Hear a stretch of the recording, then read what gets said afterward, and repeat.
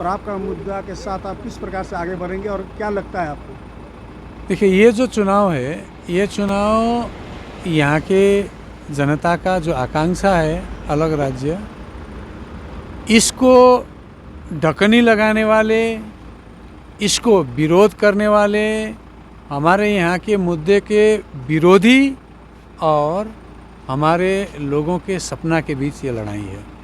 ये चुनाव इसके लिए मैं अपने लोगों का सपना को, अपने लोगों का डिमांड को, अलग राज्य के मुद्दे को लेके चल रहा हूँ। और मेरे विरोध में आज जो भी है वो सब अलग राज्य के विरोधी है। वो चाहे टीएमसी हो चाहे भाजपा हो, दोनों अलग राज्य के विरोधी है। जिस प्रकार से भाजपा का तो कहना है कि परमानेंट पॉलिटिकल सॉल्यूशन और 11 जनजाति उनका मुद्दा है। तो परमानेंट पॉलिटिकल सॉल्यूशन अगर अलग राज्य नहीं है, मतलब अलग राज्य है, तो मैं 4 बार इस मुद्दे पर विधानसभा में बोला तो हमारे ये सांसद तब मेरे साथ क्यों खड़े नहीं हुए? जब नड्डा साहब ने मुझे कहा कि आप अलग राज्य की बात मत करो, तब मैंने कहा कि हाँ, मैं इसीलिए राजनीति में आया हूँ और बंगाल को अलग करके रहूँगा। उसी दिन हमारे सांसद राजू बिष्ट ने कलकत्ता में मीडिया को, हमारे घोषणा पत्र में ऐसा कुछ नहीं लिखा है, मैं व्यक्तिगत रूप से भी अलग राज्य नहीं चाहता हूँ, क्यों कहा? तो क्या है पीपीएस का मतलब? आप खोल के बोलो, पीपीएस मत बोलो। अलग राज्य है तो अलग राज्य बोलो, कोई राज्य के अंदर का व्यवस्था है तो राज्य के अंदर का व्यवस्था बोलो, खोल के बोलो। क्या पीपीएस करते हो?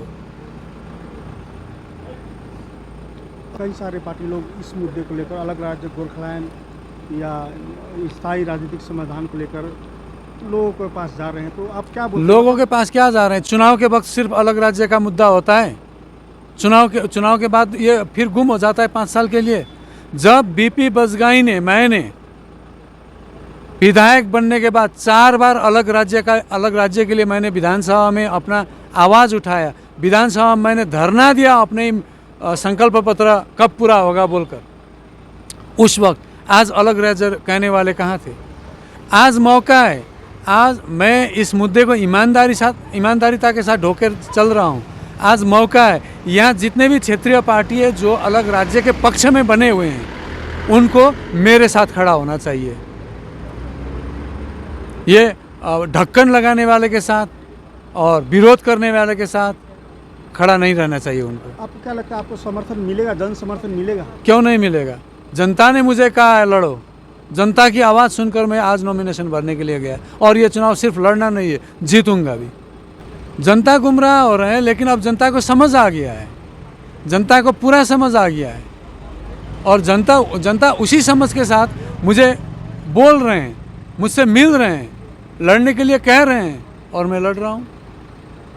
अच्छा, आपको पार्टी से दरकिनार किस वजह से किया गया? मैंने अलग राज्य मांगा, इसीलिए पार्टी ने मुझे दरकिनार किया। अच्छा, अलग राज्य को लेकर आपने क्या क्या किया है अब तक? विधानसभा में 4 बार आवाज़ उठाया, नड्डा साहब को चिट्ठी लिखा, मोदी साहब को चिट्ठी लिखा और धरना दिया विधानसभा में। और सदन के बाहर तो मैं लगातार इसी पर बोलता रहा हूँ। और क्या करना चाहिए? एक विधायक क्या कर सकता है? हाँ, ये सांसद की जिम्मेदारी थी, जो मैं कर रहा हूँ वो नहीं कर रहे हैं। कुछ लोगों का कहना है कि आप कुछ किए ही नहीं। किसने?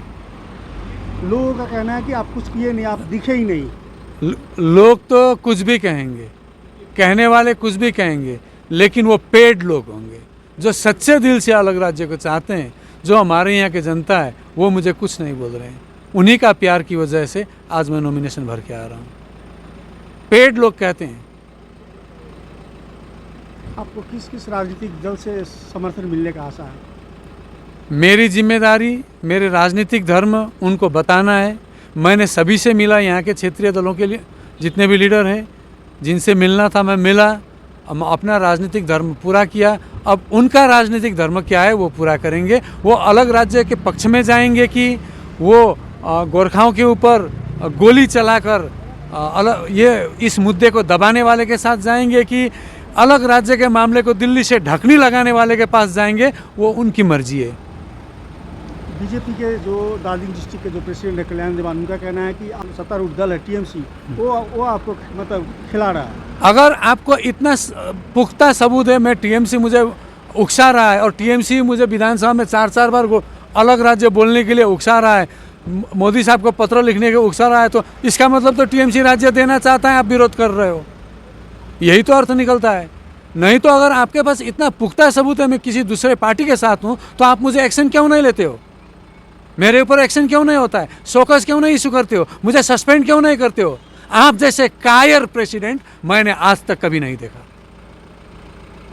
विधानसभा जो नहीं देने वाले है वहाँ बोलना कठिन है, पार्लियामेंट में बोलना इजी है, लेकिन वहाँ तकनीकी रूप से काम करना पड़ेगा। सिर्फ मतलब पार्लियामेंट में बोलकर नहीं होगा, बहुत कुछ काम है वहाँ, जिसको करने के लिए मैं पार्लियामेंट जाना चाहता हूँ और जाऊँगा।